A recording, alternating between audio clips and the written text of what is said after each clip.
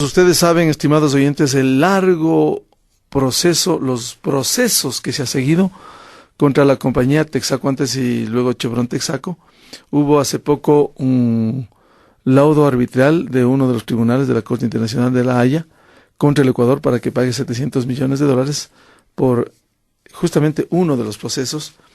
Y hace poco Chevron acaba en las últimas horas de solicitar a la Corte ecuatoriana la impugnación de informes falseados en investigar el fraude cometido por los abogados de los demandantes. Este es el pronunciamiento que hiciera ayer en California la compañía Chevron. Está con nosotros el abogado procurador común de los demandantes del caso, Pablo Fajardo, que se tramite en la región amazónica ecuatoriana. Queremos conocer cuál es la reacción frente a este proceso, porque también conocemos que han impugnado el testimonio del perito Cambacher en Estados Unidos. Y muchas gracias, buenos días a todos los amigos oyentes de medio de comunicación. Realmente esto no deja de ser más que una de las gigantescas y más artimañas de la compañía Chevron, de los actos de corrupción de Chevron para evitar la justicia y para lograr que su gran crimen quede en impunidad. Todo lo que ha pasado con el señor Charles Calvach no es nada más que ese acto de corrupción armado para la compañía Chevron. Imagínense usted, el señor Charles, este norteamericano, en el año 2004 participó como perito en 4 inspecciones judiciales, entregó 2 informes, que es el de Sacha 94 y 1848.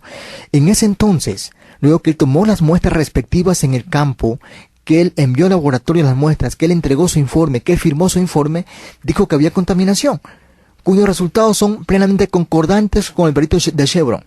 Sin embargo, 5 años después, dice lo contrario. ¿Qué pasó? ¿Por qué este perito hoy está mintiendo? ¿Por qué se contradice con lo que dijo antes? Entonces, viendo toda la gama de actos de corrupción de Chevron, yo estoy seguro que es un acto más de corrupción de Chevron por tratar de evitar la justicia y lograr que el crimen quede en impunidad. Ahora, ¿qué pasó? Ellos impugnaron también al perito que favorecía el fallo para ustedes. Deslegitimó por contratos que tenía con Petroecuador. Es otra mentira de eso. Totalmente falso. No tenía contratos con Petroecuador. Está completamente probado que nunca ha tenido contratos con Petroecuador. Todo es un invento de Chevron por dañar la imagen de la justicia, dañar la imagen del juicio y crear dudas sobre este trámite judicial. O sea, es totalmente falso. Dice que tenía un conflicto de intereses. Igualmente, dicho Chevron, pruebe aquello. Nunca lo ha probado porque no es verdad.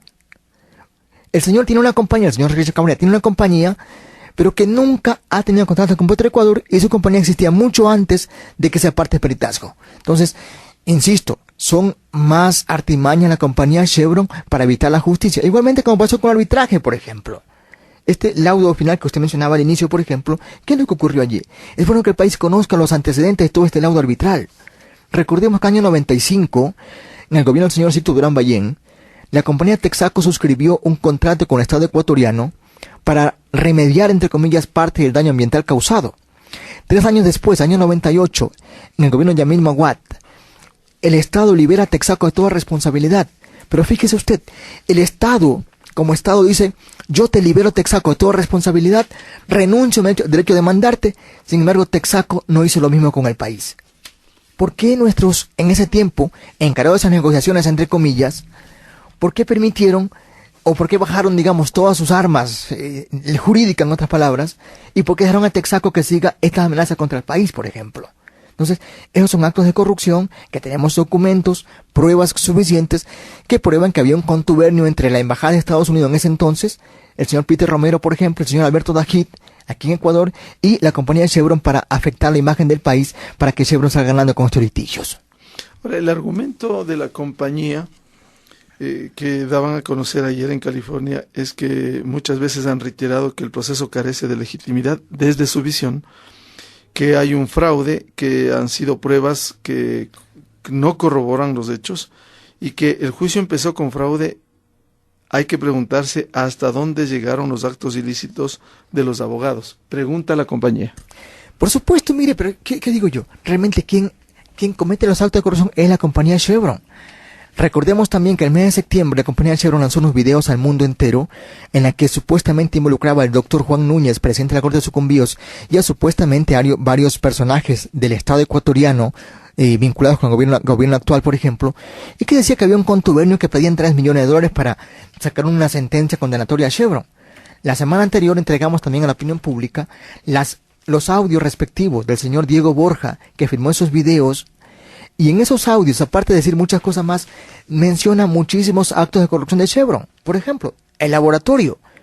Fíjese usted que Chevron hacía conocer, presentaba a la Corte respuestas de laboratorios que supuestamente eran laboratorios independientes, pero no es verdad.